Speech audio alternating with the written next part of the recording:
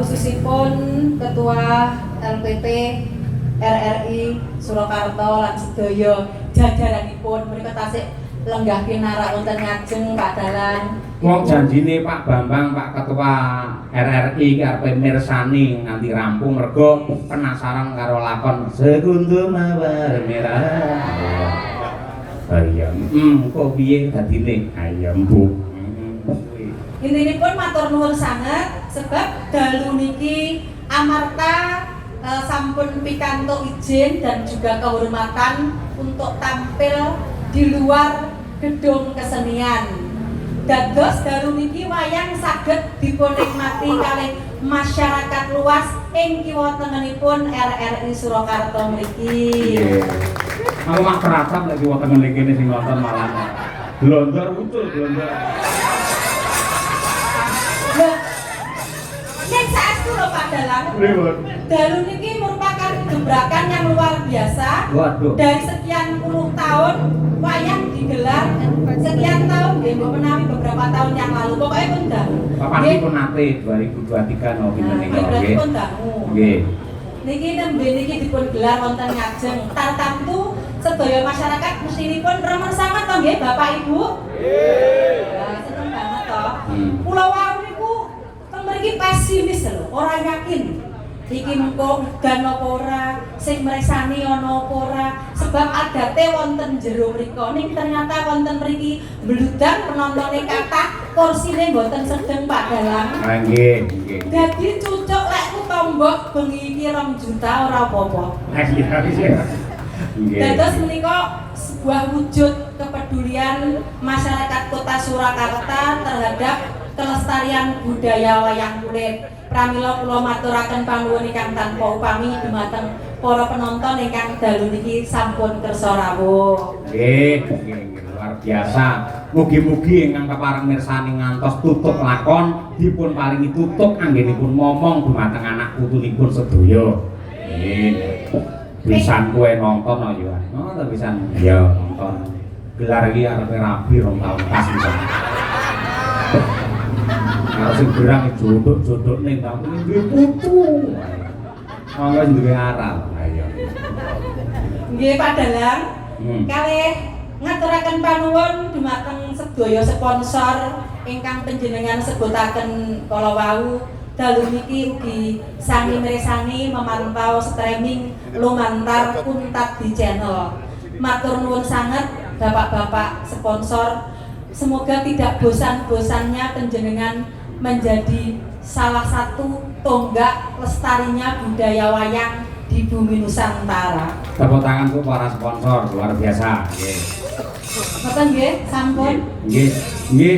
Mugi-mugi amal kesaenanipun para-para ingkang sampun mendukung dipun tampi kalian Gusti dados amal ingkang sae ingkang barokah nggih Bu Kesi. Nggih.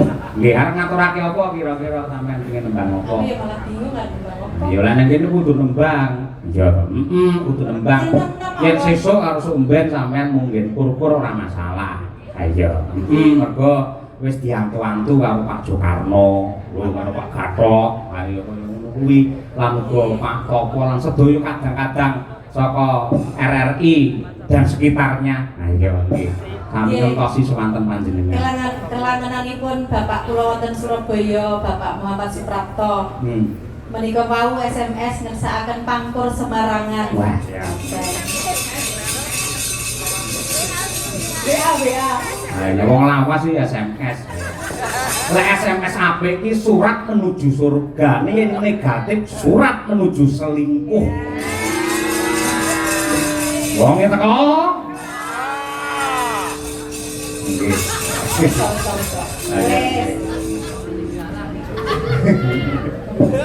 Ya, muga-muga sik kuat suarane. Nggih, kuat. Anak-anak papat iki kuat. Malah kita tambah meneh ketoke. Aja.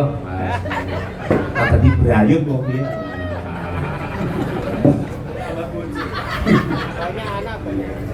Mangga, terima kasih.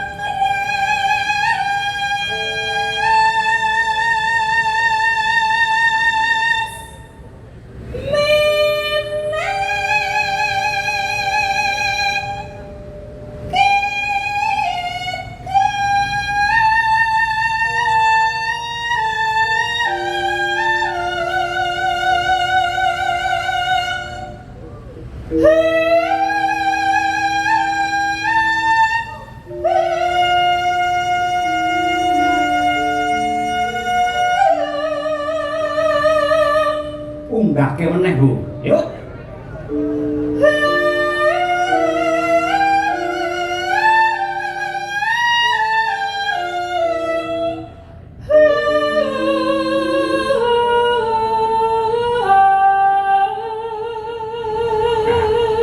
Nyuwun tepuk tangan untuk istriku tersayang luar biasa. Saya kuat semono. Iya, Kuat. Coba sampean ya kuat ya. Tak gendong kemana-mana. Iya. Dari gulane kuwi lho. Bapak kok seneng gandeng siake TPR iki enggak masalah. Gue berarti di dewe mau kan wis ngendika, Pak Dalang bisa enggak kalau enggak ngerokok? Oh, enggak bisa. Itu malah bagaimana kreativitas Anda untuk mengambil, mengitok penonton bahwa Dalang ini tidak merokok. Ayo piye carane? Ayo, Bime Mbak. Apa mau lali malah. Oh, jos. Ayo. Oh iya Mbak Feni. Salam mugi dumateng sedaya kru TVRI, matur nuwun panjenenganipun. Ya.